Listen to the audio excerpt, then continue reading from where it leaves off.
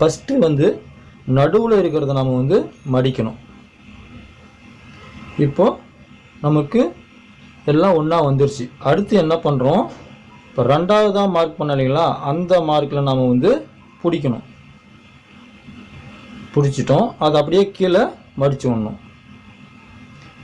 இப்படி மடிக்கும்போது பார்த்தீங்கன்னா பாருங்கள், இந்த இடத்துல இந்த விரலை வச்சு லேசாக வந்து தூக்கி விடுங்க.